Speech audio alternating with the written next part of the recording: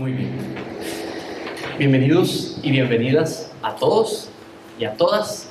Mi nombre es Manrique, si no me conoce, y soy el pastor de la Iglesia Familia de Fe.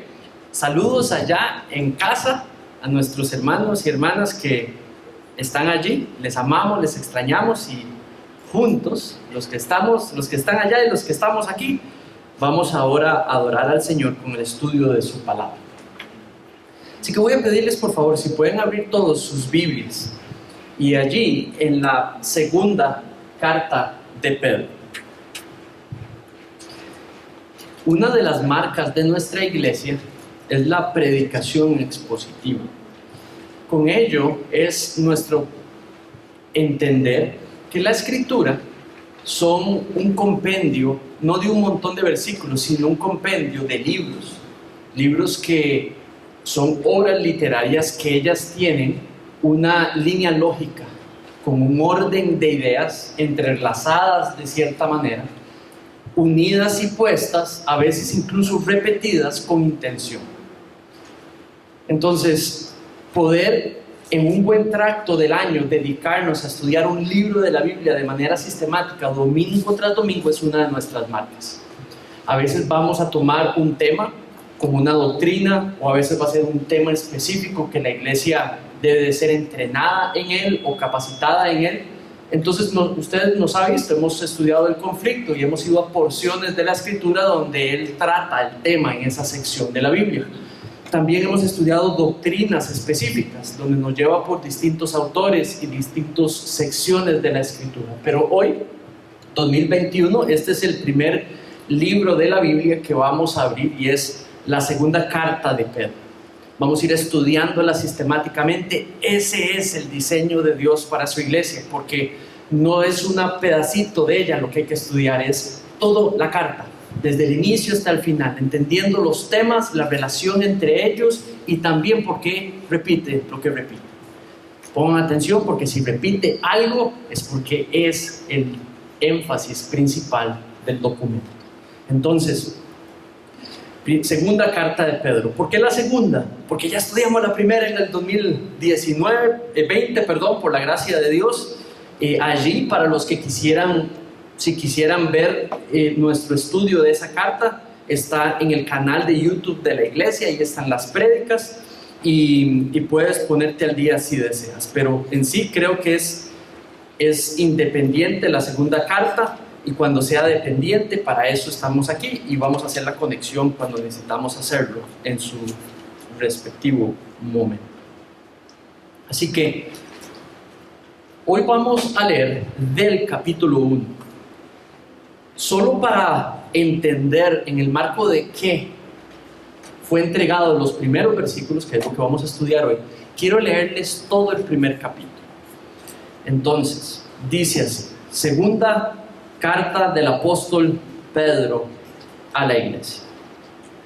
Leo desde la versión versión de las Américas, nueva versión de las Américas. Ustedes tienen su propia versión, no hay problema. Y ahora vamos a ir juntándolas cuando estemos en la prédica. Dice así: Simón Pedro, siervo y apóstol de Jesucristo, a los que han recibido una fe como la nuestra, mediante la justicia de nuestro Dios y Salvador Jesucristo, gracia y paz les sean multiplicadas a ustedes en el conocimiento de Dios y de Jesús nuestro Señor. Pues su divino poder nos ha concedido todo cuanto concierne a la vida y a la piedad, y mediante el verdadero conocimiento de aquel que nos llamó por su gloria y excelencia. Por ellas Él nos ha concedido sus preciosas y maravillosas promesas, a fin de que ustedes lleguen a ser partícipes de la naturaleza divina, habiendo escapado de la corrupción que hay en el mundo por causa de los malos deseos. Por esta razón también, obrando con toda diligencia, añadan a su fe virtud, y a la virtud conocimiento, al conocimiento dominio propio, al dominio propio perseverancia, y a la perseverancia piedad, a la piedad fraternidad, y a la fraternidad amor. Pues estas virtudes, al estar con ustedes y al abundar, no los dejará ociosos ni estériles en el verdadero conocimiento de nuestro Señor Jesucristo.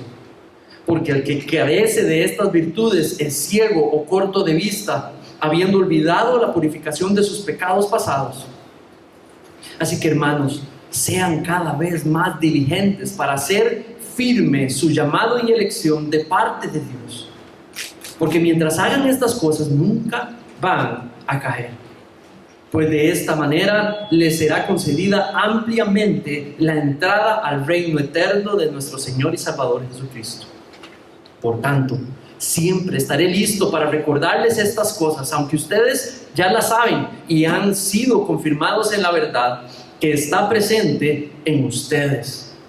También considero justo, mientras esté en este cuerpo, estimularlos, recordándoles estas cosas, sabiendo que mi separación del cuerpo terrenal es eminente, tal como me lo ha declarado nuestro Señor Jesucristo.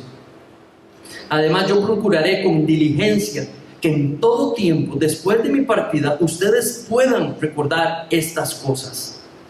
Porque cuando les dimos a conocer el poder y la venida de nuestro Señor Jesucristo, no seguimos fábulas ingeniosas inventadas, sino que fuimos testigos oculares de su majestad. Pues cuando Él recibió honor y gloria de Dios Padre, la majestuosa gloria le hizo esta declaración: este es mi Hijo amado, con quien me he complacido. Nosotros mismos escuchamos esta declaración, hecha desde el cielo cuando estábamos con Él en el Monte Santo.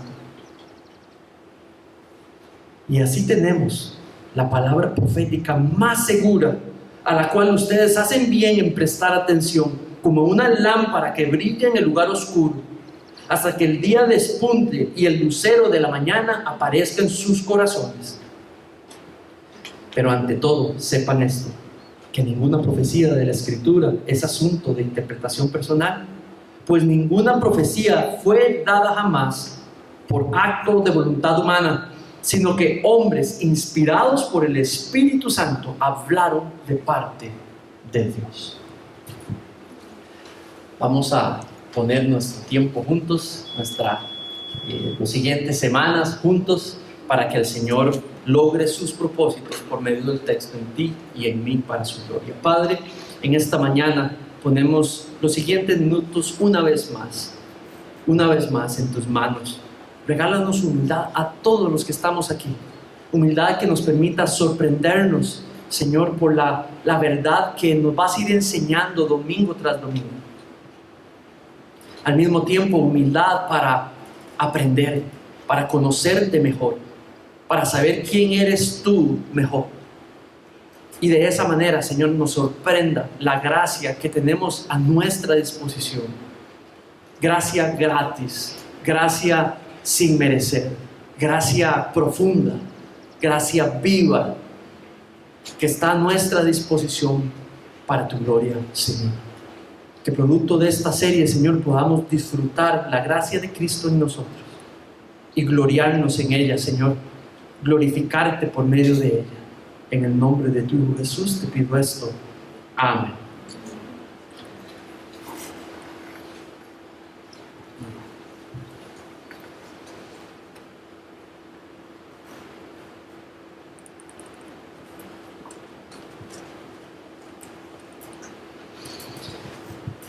Esta serie le he llamado Gracia Viva.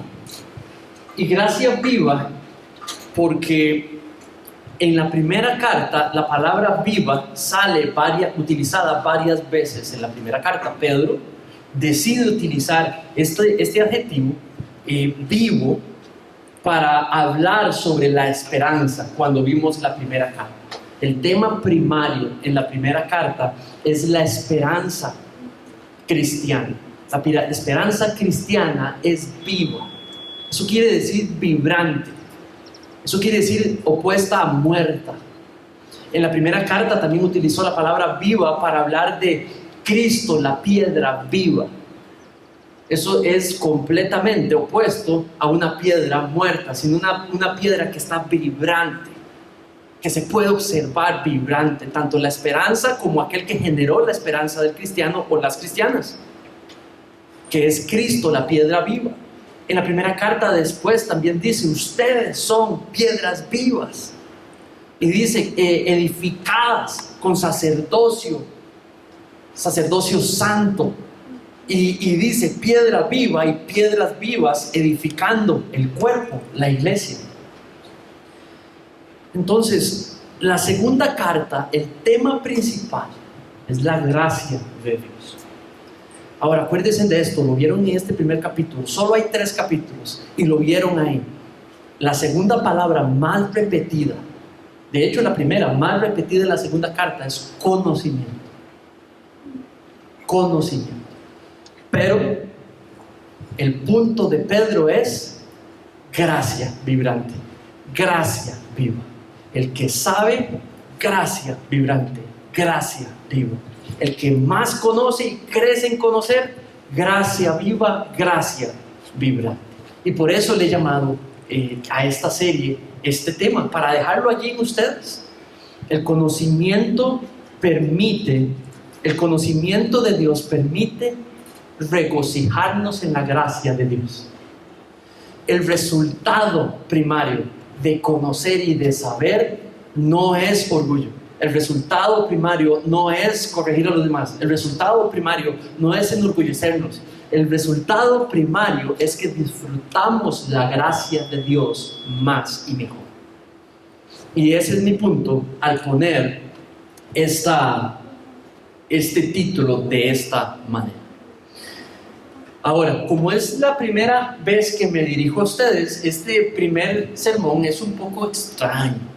Lo digo extraño porque quiero prepararlos con información de contexto que tiene que ver, que son necesarias para entender los temas y las palabras que están allí. Entonces, este es un sermón extraño porque lo voy a llevar como por una clase en los primeros minutos. Y me disculpo si no está acostumbrado a esto, pero es parte, creo que es importantísimo que uno entienda algunos asuntillos que andan por allí para poder entender más y mejor lo que dicen nuestros textos. Entonces, lo primero que quiero resaltar es esa segunda carta. Esta no es la primera, es la segunda carta. Entonces, estas personas, esa idea de una segunda carta tiene muchas aristas que son importantes al entender la información que está allí.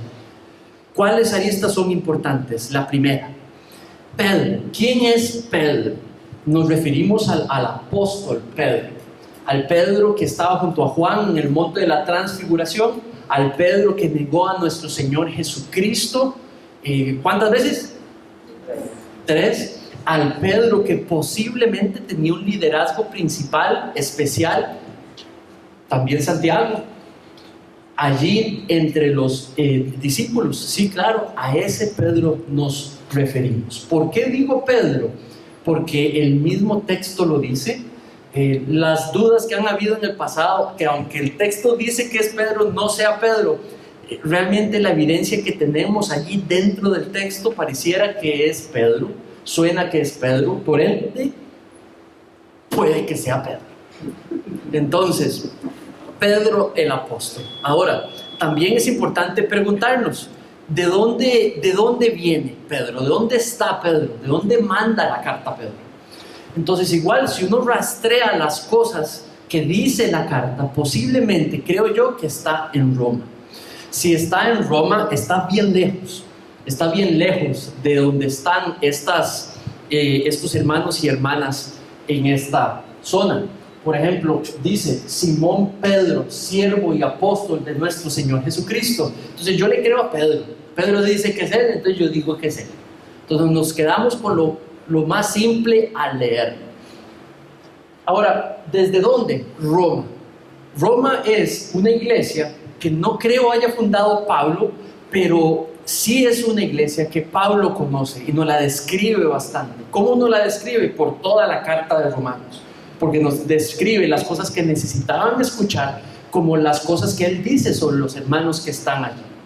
Entonces, esto es una comunidad tal vez más madura, es un grupo de iglesias o una iglesia en Roma más madura, con más tiempo que posiblemente a las iglesias que él les envía la carta, que según ahorita vamos a ver quiénes son las personas que están recibiendo la carta. ¿Cuándo? Si la fecha cero es nuestro Señor Jesucristo, entonces posiblemente hay varias posibilidades de fechas, pero creo yo que debe de andar entre el 65 y el 80 años después de nuestro Señor Jesucristo, pensando en el tiempo que pudo haber vivido Pedro, pensando también en algunos acontecimientos que narra la carta y otras cartas. Entonces, más o menos, si nuestro Señor Jesucristo, tiempo cero, es la fecha de inicio, 33 años después es lo que creemos que vivió aquí en la tierra en forma humana nuestro Señor Jesucristo. Por lo tanto, Pedro, con un término de vida alrededor de los 70 años, posiblemente escribió esta carta antes de morir, en el año entre el 70 y 80 después de Cristo. Muy bien. Ahora, algo más importante también. Segunda carta. La carta es importante porque es el primario, principal medio de comunicación en esos tiempos. Entonces yo quiero que ustedes piensen en tal vez la persona que primero les habló de Cristo, la persona o personas que primero se invirtieron en ustedes en lo espiritual, las personas que los discipularon o las discipularon. Entonces hay un vínculo claramente ahí. De pronto piensen que esas personas se van a otro país. Son personas amadas, respetadas, con un vínculo muy cercano, y de pronto se van a otro país. Y no hay medio de comunicación, solo una carta. Y la persona que amas y que respetas te dice: yo te voy a escribir una carta cada 4 meses. Entonces hay un vínculo, hay una expectativa, hay una manera de saber sobre él y sobre mi vida, porque me va a decir cosas sobre mi vida y solo tengo ese chance, la carta. Ahora, en cuanto a Pedro, eso no es solo, el vínculo no es con una sola persona, es con un montón de personas. Entonces, cuando Pedro envió la primera carta, se reunieron todos, así como estamos reunidos aquí hoy, y se leyó la carta por primera vez, la primera. Entonces hay una expectativa de escuchar lo que Pedro quería decir. Pedro les conoce, hay algo que Pedro les quiere decir, y así fue como utilizó la carta. Entonces la carta es un medio, no solamente primario de comunicación en ese tiempo, pero también es un representante de la autoridad de Pedro. Entonces la carta es algo autoritativo para las personas que lo están escuchando. Segundo, la carta es un medio de la presencia de Pedro. No pueden tener a Pedro de uno a uno, entonces es la presencia de Pedro en medio de la congregación. ¿Sabe? Esto yo lo puedo entender un poquito cuando empezó el COVID, cuando empezó el cierre. No sé si se acuerdan, si es por ahí de marzo, que nos dijeron todo el mundo en las casas, que nos dijeron: no podemos hablarnos, ya no podemos tocarnos, ya no podemos abrazarnos, no podemos estar juntos.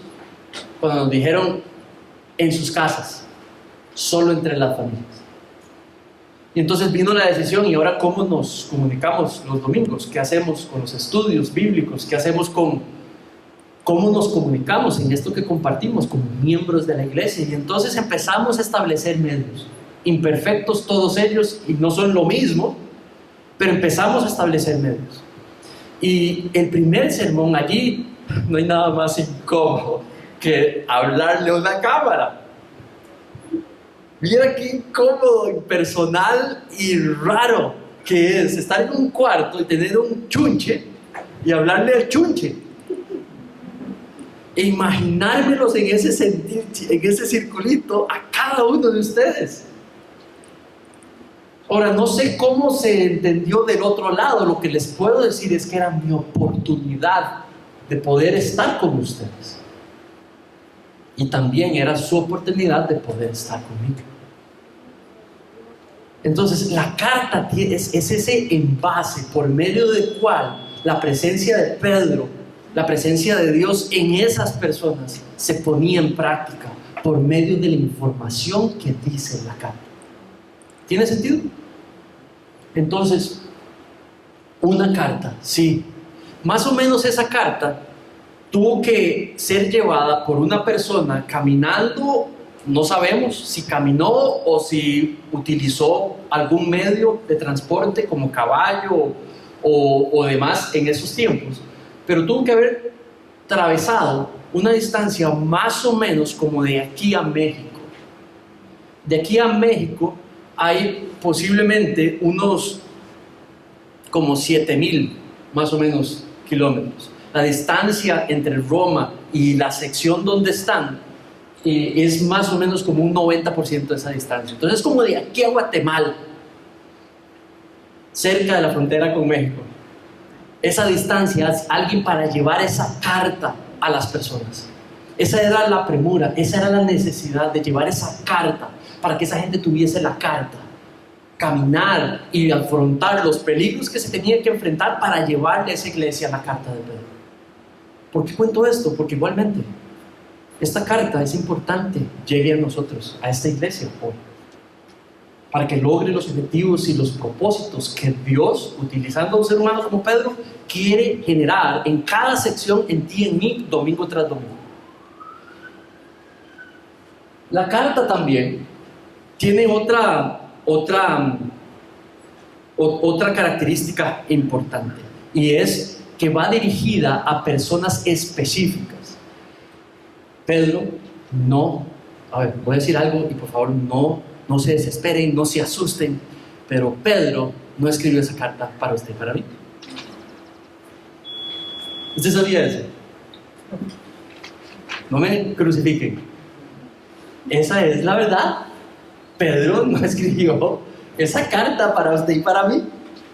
Pedro, y no hay nada de malo con decir esto, no cambia nada con decir esto, pero es que la verdad, él escribió la carta a las personas que la recibieron, a quienes él estaba pensando en escribir. Entonces, ¿cómo funciona? No es un acto de magia, de que él pensó en nosotros cuando 2021 años ni siquiera tenía la idea sobre nosotros. No, Dios utiliza, inspirado por el Espíritu Santo, él inspira lo que él escribe para que las verdades que están metidas en la carta sean aplicables para ti y para mí.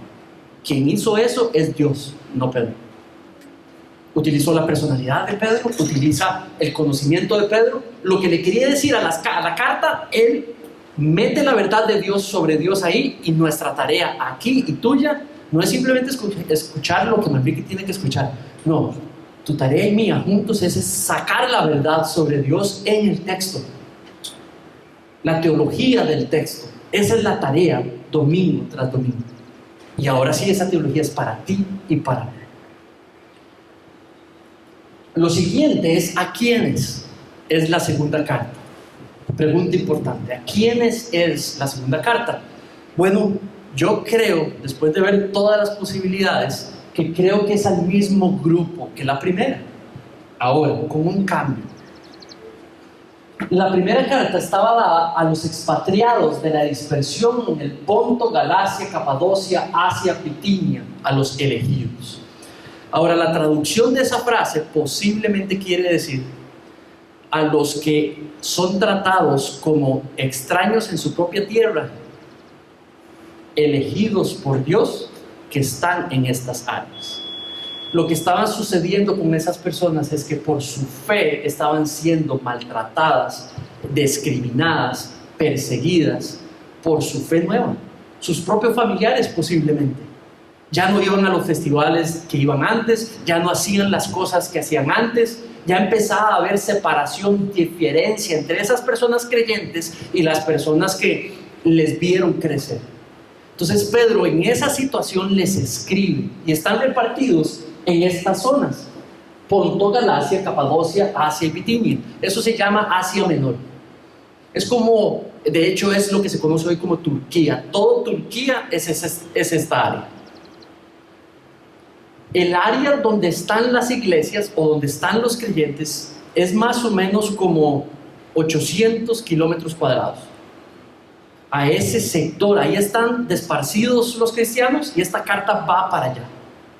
Entonces, el GAM ¿Saben qué me refiero con el GAM? El Gran Área Metropolitana, no San José. El Gran Área Metropolitana tiene 2.000 kilómetros cuadrados. Esta área tiene como la mitad. Y allí están esparcidos los cristianos. Y la carta va para allá, llega a allá. ¿Cuál es el propósito? Ahora, esto es donde cambia.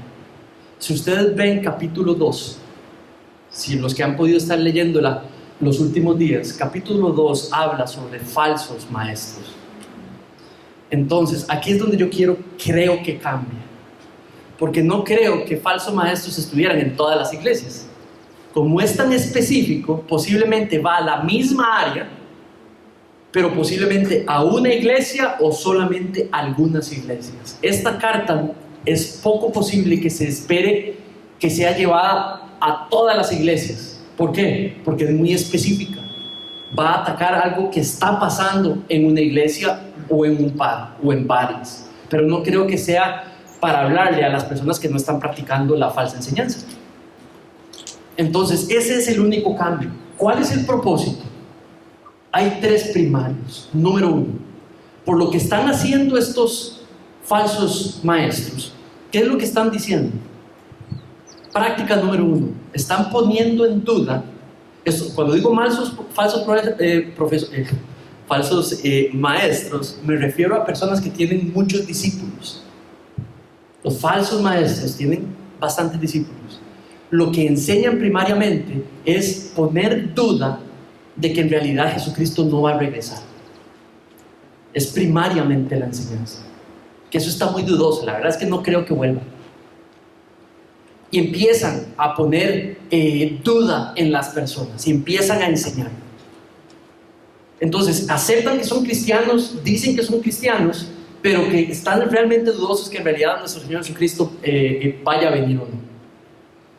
Y que por ende, como son cristianos y gozan de la gracia, no es tan importante realmente dejar de practicar las cosas que les pidió dejar de practicar.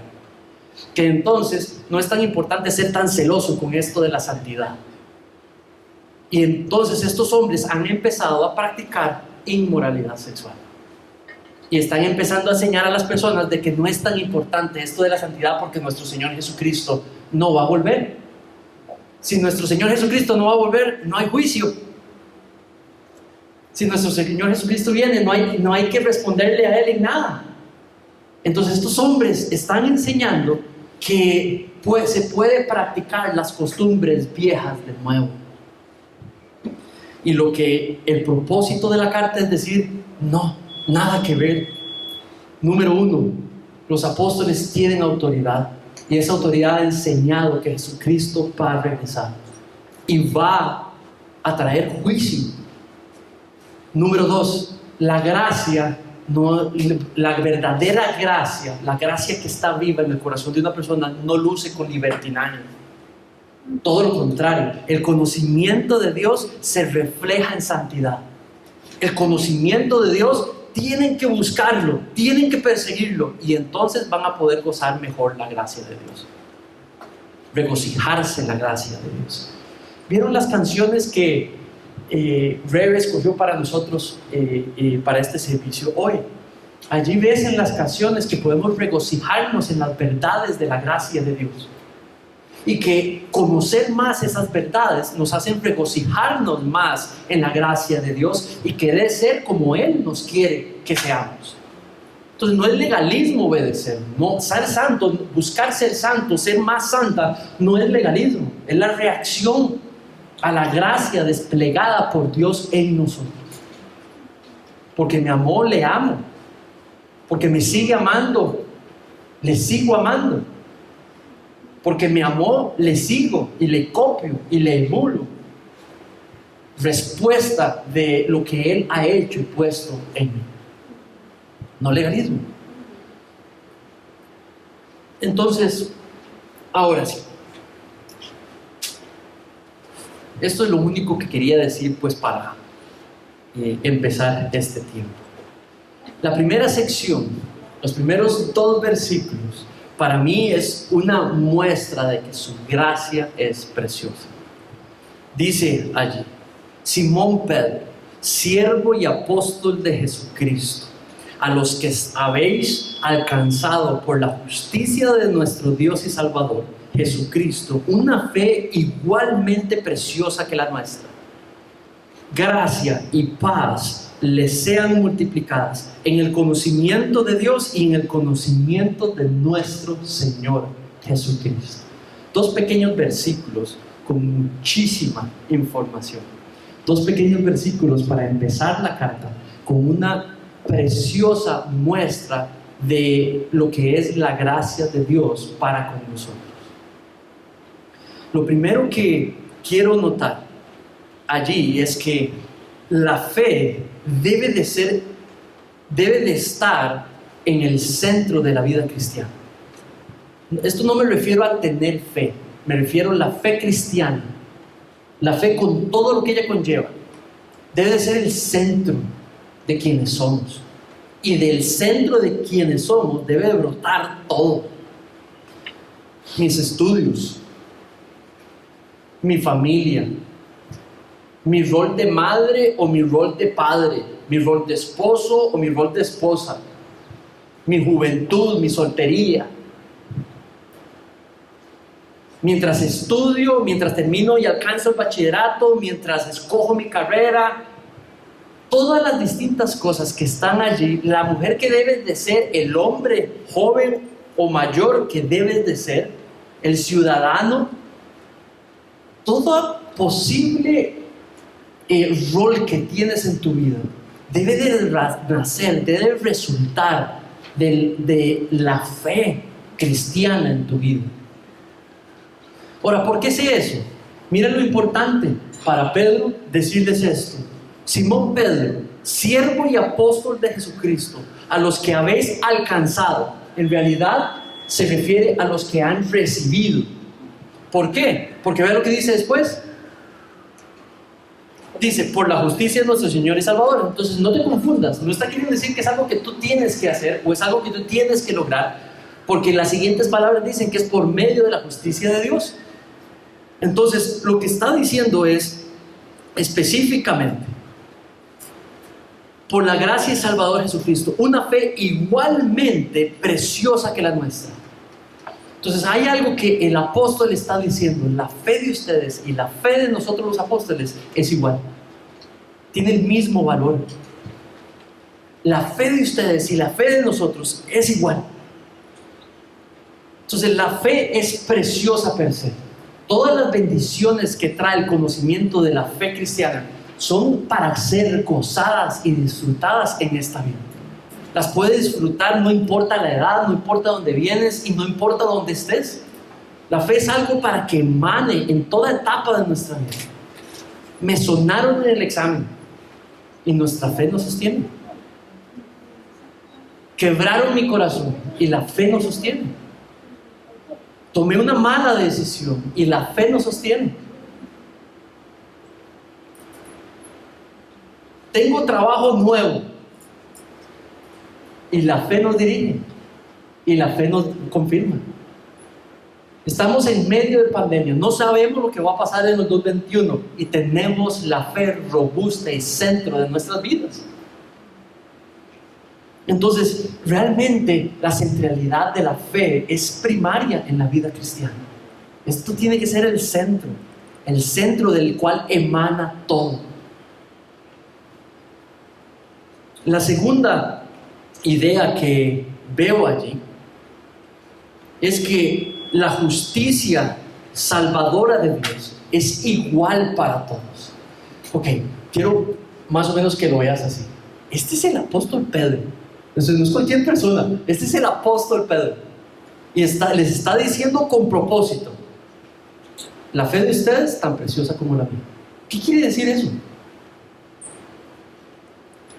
O sea, quiere aclarar que aunque él es el papá de los tomates, su fe y mi fe es la misma, tan preciosa una como la otra. Entonces se está poniendo en el mismo nivel. Ahora, la salvación en el texto dice que es por la justicia, ¿verdad? Dice que es por la justicia de nuestro Dios y Salvador Jesucristo. Entonces, ¿qué es lo que pasa? Que está dejando un punto primario: es gratis, no es por un merecimiento, Entonces, la justicia que se necesitó para salvar a Manrique es la misma justicia que se necesita para salvar a Mauricio. La misma justicia para salvar al pastor es la misma que se necesita para salvar al miembro de la iglesia. La misma. Y luego le agrega esas palabras: tan preciosa tu fe como la mía. Entonces, lo primero que me enseña es que la fe es preciosa. Lo segundo que me enseña es que si es por gracia, la gracia es preciosa. Es preciosa para Pedro, y si Pedro la ve así es porque es preciosa. Ella es así, es la verdad. Y esa verdad se aplica hoy 2021 para personas en toda área. La gracia de Dios es preciosa.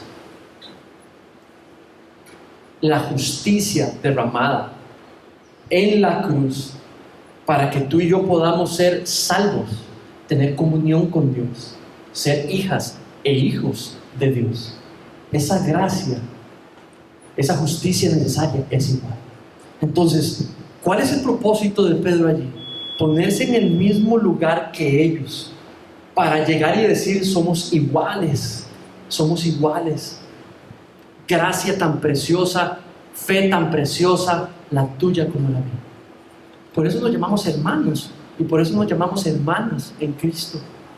Somos iguales frente a Dios.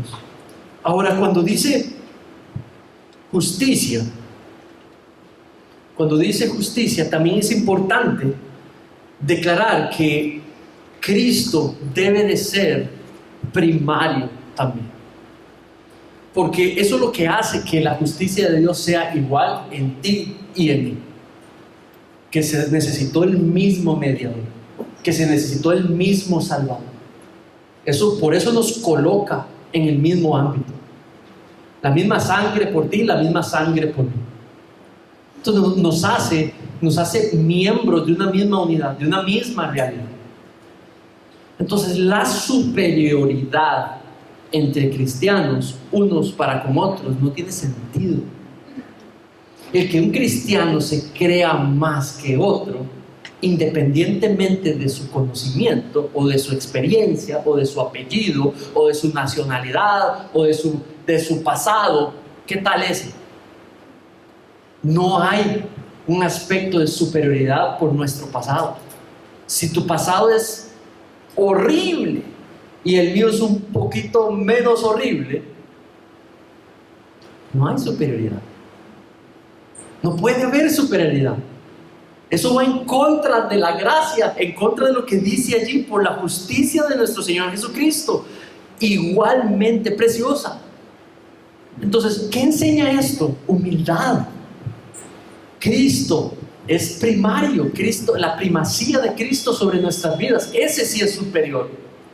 Entonces, eso es la primera reflexión que debe traer, es de que, mis hermanos y mis hermanas, nosotros necesitamos ser humildes en la vida y caminar humilditos y ser humildes, trabajadores humildes, estudiantes humildes, madres humildes, profesionales humildes, pastores humildes, servidores humildes. ¿Me explico? Estudiantes humildes. Cristo es primario. Si ven las canciones, buscamos canciones donde Cristo sea primario. Y eso lo que hace es a permitirnos disfrutar la gracia preciosa. Por último, mira lo que dice el segundo versículo. Dice: gracia y paz les sean multiplicadas en el conocimiento de Dios y de nuestro Señor Jesucristo. Entonces, analiza ahí la gramática. Dice dos cosas que quiere que estén en aumento, ¿cierto? No sé en tu versión qué dice, pero en la mía, en Reina Valera, que es la que ahora tengo aquí en el escrito, dice: gracia y paz les sean multiplicadas. Esto es, que subo. Entonces, ese es el deseo de Él para ellos. ¿Por qué eso es importante? Henry, ¿cómo es posible que usted haga un sermón solamente del saludo inicial de una carta? Porque en una carta helénica, romana, se manda el tema principal de la carta en el saludo. No sé si usted sabía eso, no va en el cuerpo. En el cuerpo de la carta no va el tema, es en el saludo donde va el tema. Entonces, ¿cuál es el tema? Está en versículo 2. Gracia y paz les sean multiplicados. O sea, hay algo bueno que crezcan en la gracia de Dios. Si la gracia y la paz crece en esos hombres y mujeres en la carta, van a estar bien. ¿Sí? Hay algunos de los que están recibiendo la carta que están pecando contra Dios. Por ende, crezcan en la gracia y en la paz de nuestro Señor Jesucristo. Y si hacen eso, se van a arrepentir de todo corazón de lo que están haciendo. Pedro les está diciendo a esos falsos profetas, digamos, maestros. Entonces, gracia y paz son dos regalos que los cristianos vivimos. Tenemos paz con Dios. ¿Eso qué significa? Que todo lo que hemos agraviado a Dios, todo lo que podríamos agraviar a Dios, ofenderlo, hay paz entre Dios y nosotros. Porque hay una cruz tan esbelta y tan fuerte y tan activa, que es lo que Dios ve. Entonces nuestros errores nos permiten volver a ver a la cruz y ver el perdón que está en la cruz. Ese perdón que veo en la cruz me permite reconocer mis faltas, reconocer mis pecados, arrepentirme de todo corazón, la cruz, y venir y pedir perdón al que le tengo que pedir perdón, venir y restablecer lo que tengo que restablecer y seguir caminando la vida cristiana. Entonces esa realidad cambia los matrimonios, esa realidad cambia las relaciones padres-hijos, esa realidad cambia la relación entre aquellos que me han ofendido y nosotros. Cambia nuestra relación entre nosotros y los que hemos ofendido.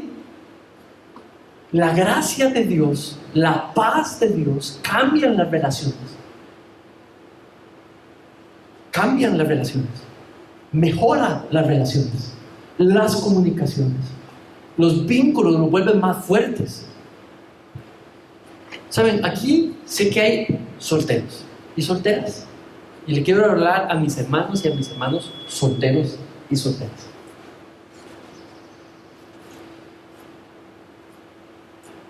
La persona, si es la voluntad de Dios, la persona que quieres al lado tuyo es una persona que valora, que ama, que conoce la gracia y la paz de Dios que se recibe por medio de nuestro Señor Jesucristo. ¿Por qué? Porque esa persona, si conoce eso, los amigos que queremos tener, las amigas que queremos tener, busca amigos y amigas que conocen y que disfrutan la gracia de Dios sobre sus vidas. La gracia con nombre y apellido, Jesucristo, sobre sus vidas. La paz que han ganado con Dios. La paz que hay entre ellos y Dios. Porque esos amigos y esas amigas te van a tratar en relación a esa gracia recibida, a esa paz que hay y tienen con Dios. ¿Tiene sentido? Busca amistades que lo que hagan es empujarte a apreciar más la gracia de Dios. Que lo que te bombardean es con su fe. Personas donde Cristo es primario en sus vidas. Personas que tienen una sed por conocer más a Dios. Hombres o mujeres que aman su iglesia y que aman su palabra y que aman el evangelio. ¿Sabes? Esa es la mejor amistad que puedes encontrar. Ese es el mejor amigo y la mejor amiga que puedes encontrar. Y está en tu decisión. Hazlo para la gloria de Dios. Ahora quiero hablarles a los no solteros o solteras. Lo que esos versículos están diciendo es que si es el deseo de Pedro para ellos de que crezca la gracia y la paz en ellos, quiere decir que es algo que ustedes y yo podemos perseguir. Es algo que podemos buscar crecer en el conocimiento de la gracia de Dios, en la envergadura de la paz que Dios ha ganado entre nosotros y puesto entre nosotros. Esa debe ser nuestra carrera y llevar los frutos de eso a nuestras relaciones. Esto también es aplicable para los solteros. Persigue encontrar y buscar y entender cada vez más la gracia de nuestro Señor Jesucristo. Ese es el deseo de Pedro y ese es el deseo de Dios para ti y para mí. Crecer en la gracia de Dios, gozarnos en la gracia de Dios. Es precioso. ¿Qué es la gracia de Dios? Algunos lo definen como el favor no merecido de Dios. Y está bien, es una definición que podemos entender. El favor no merecido de Dios. Yo quiero presentarte una idea paralela. El regalo de Dios para con nosotros. La providencia completa de Dios para con nosotros. Esa es su gracia. Va desde el lápiz que puedo tener para escribir lo que necesito escribir. Va hasta el apoyo de Dios para lograr lo que logré. Llega hasta el conocimiento que tengo para poder decidir lo que decido. Va con la aptitud de poder aprender un idioma nuevo. La gracia de Dios es todo aquel apoyo, toda aquella despliegue de su providencia para con nosotros. Ahora, el aspecto más precioso de esa gracia es la cruz, es el Evangelio, por supuesto, pero es mucho más extenso que solamente la cruz. Y lo que Dios quiere que crezca es esa gracia. Ahora, pregunto, ¿puede crecer la gracia? No, la gracia ya es, el favor de Dios ya es. Lo que conoce es ¿qué? Lo segundo que dice, en el conocimiento de Dios. Lo que puede crecer es nuestro conocimiento de la gracia de Dios para con nosotros. Por eso los cantos que cantamos nos las recuerdan. Es que yo no sé con ustedes, pero ya era mi memoria. Mi memoria no es muy buena. Ya mañana, lunes, yo tengo que estar recordándome de nuevo sobre la gloria de Dios y sobre la cruz y sobre su amor y sobre su perdón. Una de estas canciones de hoy es como, wow, son tan lindas per se. Su gracia es tal misterio, claro que sí. Su gracia es tan sublime, claro que sí. Y son verdades que deben de ser disfrutadas. Están allí para ser gozadas. Entonces,